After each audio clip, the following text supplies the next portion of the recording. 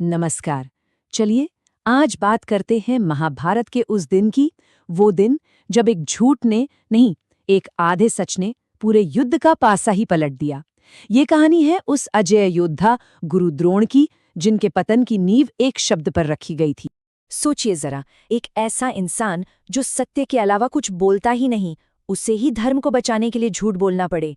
यही तो वो क्षण था। तो सवाल ये है कि धर्मराज ने ऐसा क्यों किया। चलिए इस पूरी उलझन को, इस नैतिक दुविधा को परत दर परत समझते हैं। तो सबसे पहले ये समझना जरूरी है कि आखिर ऐसी नौबत आई ही क्यों। हुआ ये कि युद्ध का 15वां दिन था और वो दिन पांडवों के लिए मानो कयामत बनकर आया था।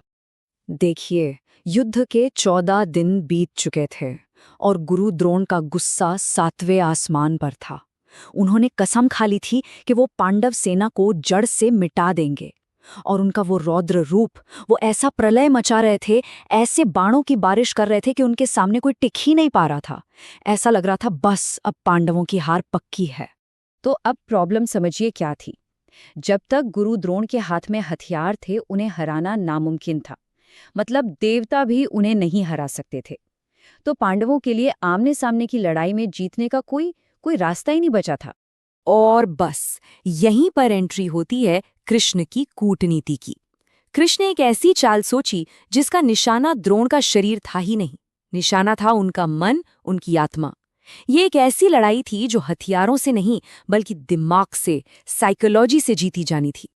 देखिए, कृष्ण को पता था, वो जानते थे कि द्रोण जैसे महायोद्धा की भी एक कमजोर नस है, और वो नस थी उनका बेटा अश्वत्थामा। अपने बेटे के लिए उनका जो प्रेम था, जो मोह था, बस वही उनकी एकमात्र कमजोरी थी।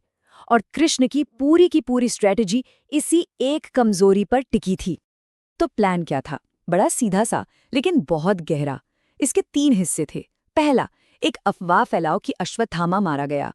दूसरा, इस अफवाह को सच साबित करने के लिए भीम अश्वत्थामा नाम के ही एक हाथी को मार देंगे। और तीसरा और सबसे जरूरी कदम, सत्यवादी युधिष्ठिर से कहलवाना कि हाँ, अश्वत्थामा मारा गया। मतलब अफवाह, सबूत और फिर एक ऐसे इंसान से कन्फर्मेशन जो कभी झूठ नहीं बोलता। ये एक परफेक्ट जाल था द्रोण के लड़ने की हिम्मत को तोड़ने का।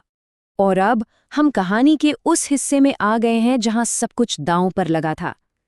कृष्ण का पूरा प्लान, पांडवों का भविष्य, सब कुछ एक ही इंसान पर निर्भर था।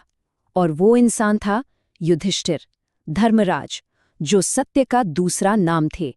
तो जब भीम ने चिल्ला चिल्ला कर कहा कि अश्वत्थामा मारा गया, तो द्रोण को उनको यकीन ही नहीं हुआ। उन्हें लगा भीम तो झूठ बोल सकता है। वो भागे भागे सीधे युधिष्ठिर के पास पहुंचे। क्यों? क्योंकि वो जानते थे कि पूरी दुनिया झूठ बोल सकती है, पर युधिष्ठिर नहीं। उनका कहा एक एक शब्द पत्थर की लकीर था। और यहीं पर युधिष्ठिर के सामने धर्म संकट खड़ा हो गया। क्या वो झूठ बोलेंगे? एक तरफ था उनका अपना सत्य का धर्म, और दूसरी तरफ था लाखों सैनिकों और अपने भाइयों की जान बचाने का धर्म। कृष्ण ने उन्हें यही समझाया कि कभी-कभी बड़े धर्म की रक्षा के लिए एक छोटे सत्य को छोड़ना पड़ता है। बहुत बहुत ज्यादा अंदरूनी लड़ाई के बाद आखिरकार युधिष्ठिर ने मुंह खोला और उन्होंने जोर से चिल्लाकर कहा, अश्वत्थामा हतो हता। मतलब अश्वत्थामा मारा गया। बस यही वो शब्द थे। इन शब्दों ने इतिहास बदल दिया। लेकिन कहानी में एक और ट्विस्ट है। युधिष्ठिर ने अपने सत्य को बचाने के लिए एक आखिरी कोशिश की। उन्होंने बहुत ही धीमी आवाज में आगे कहा, नरोवा कुंजरोवा। मतलब इंसान या हाथी, ये नहीं पता। पर जैसे ही ये शब्द उनके मुंह से निकले, कृष्ण ने जोर से अपना शंख बजा दिया। शंख का शोर इतना ज्यादा था कि द्रोण को वो धीमी आवाज में कहे गए शब्द सुनाई नहीं दिए। और उस आधे सच का असर वो फौरन दिखा, एकदम चमत्कार की तरह। जानते हैं, युधिष्ठिर के पुण्य के कारण उनका रथ हमेशा जमीन से 4 अंगुल ऊपर चलता था। पर जैसे ही उन्होंने ये आधा सच बोला, उनका रथ धड़ाम से जमीन पर आ गिरा। इससे अंदाजा लगाया जा सकता है कि उस एक झूठ का वजन कितना ज्यादा था। उधर युधिष्ठिर का रथ जमीन पर आया और इधर गुरु द्रोण का पूरा संसार ही उजड़ गया। उन शब्दों का असर इतना भयानक था, इतना तेज था कि सोचा भी नहीं जा सकता। सोचिए अपने बेटे की मौत की खबर, और वो भी उस युधिष्ठिर के मुंह से जो कभी झूठ नहीं बोलता। ये सुनते ही द्रोण अंदर से पूरी तरह टूट गए। उनका लड़ने का, जीने का सारा हौसला खत्म हो गया। बस दिल में एक असहनीय दर्द, एक शोक भर गया। और इसके बाद जो हुआ वो बहुत तेजी से हुआ। बेटे के गम में डूबे द्रोण ने अपने धनुष बाण नीचे फेंक दिए। वो अपने रथ पर ही पद्मासन लगाकर ध्यान में बैठ गए, अपनी आत्मा को शरीर से मुक्त करने के लिए। और ठीक उसी वक्त जब वो निहत्थे थे, द्रौपदी के भाई धृष्टद्युम्न ने आकर उनका सिर धड़ से अलग कर दिया। पांडवों को लगा कि द्रोण के मरने से युद्ध आसान हो जाएगा, पर ऐसा हुआ नहीं। इस एक धोखे ने हिंसा को खत्म नहीं किया, बल्कि उसे और भी ज्यादा, और भी भयानक बना दिया। क्योंकि कहानी का असली मोड़ तो अब आना था।